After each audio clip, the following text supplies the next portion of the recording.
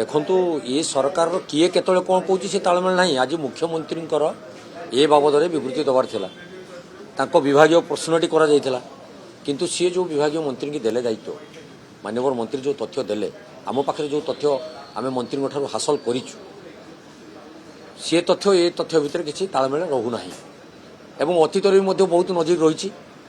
ଜଣେ ବିଭାଗର ଦାୟିତ୍ୱ ରହିଛି, ଆଉ ଜଣେ ମନ୍ତ୍ରୀ ବି ଆସିକି ତାକୁ ଅନ୍ୟ ବିବୃତ୍ତି ବି ଦେଇପାରୁଛନ୍ତି। ତେଣୁ ଏ ସରକାର ତାଳମେଳ କିଛି ନାହିଁ, ପ୍ରଥମ କଥା। ଦ୍ୱିତୀୟ କଥା, ଗୋଟେ ଦୀର୍ଘ ଦିନ ହେଲା ଗୃହ ଯେଉଁ ଅଚଳ ଅବସ୍ଥାରେ ରହିଛି, ଗୋଟେ ଦଳ ଟୋଟାଲି ଯେ ବିଧାନସଭାରେ କାର୍ଯ୍ୟରେ ସହଯୋଗ କରୁନାହିଁ, କାହିଁକି କରୁନାହିଁ?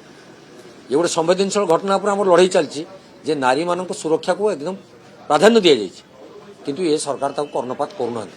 କେଉଁଠି ନା କେଉଁଠି ତ୍ରୁଟି ରହିଛି, ଯେଉଁଥିପାଇଁ କି ସେ ସହଯୋଗ କରିବା ପାଇଁ ଇଚ୍ଛା ପ୍ରକାଶ କରୁନାହାନ୍ତି ବା ଆଲୋଚନାକୁ ଆଣିବା ପାଇଁ ଇଚ୍ଛା ବି କେବେ କରୁନାହାନ୍ତି।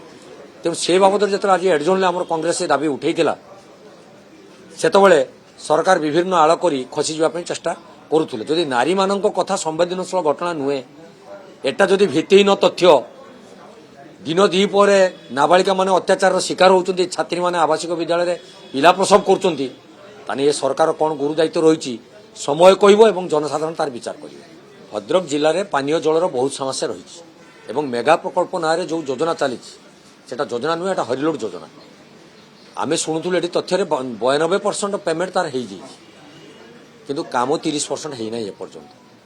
ଏବଂ ସରକାର କହିଥିଲେ ମାର୍ଚ୍ଚ ମାସ ସୁଦ୍ଧା ସରିବେ, ମାର୍ଚ୍ଚ ମାସ ଆଉ 15 ଦିନ ଅଛି, ତାକୁ ଦେଖିବା ଏ ସରକାର କ'ଣ କରୁଛନ୍ତି।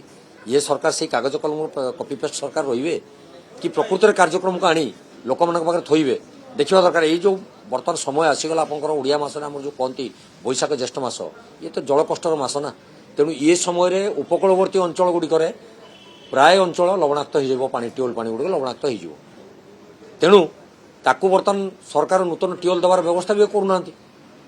କେଉଁଠି ଯଦି ଗୋଟେ ଅଧେ ଦେଉଛନ୍ତି ସେ ସମୁଦ୍ରକୁ ସଂଖ୍ୟା। ତେଣୁ ସାଧାରଣ ଲୋକଙ୍କୁ କେମିତି ପାନୀୟ ଜଳ ଯୋଗାଇବେ, ଏ ମୌଳିକ ଅଧିକାର କେମିତି ତାଙ୍କୁ ସେ ଦେଇପାରିବେ, ତାର ବର୍ତ୍ତମାନ ପ୍ରଶ୍ନବାଚୀ ହେଇଛି। ତେଣୁ ସରକାରଙ୍କର କଥା ଉପରେ ଆଉ ବର୍ତ୍ତମାନ କାର୍ଯ୍ୟକ୍ରମ ଉପରେ କୌଣସି ଭରସା କରିବା ସମ୍ଭବ ହୋଇପାରୁନାହିଁ।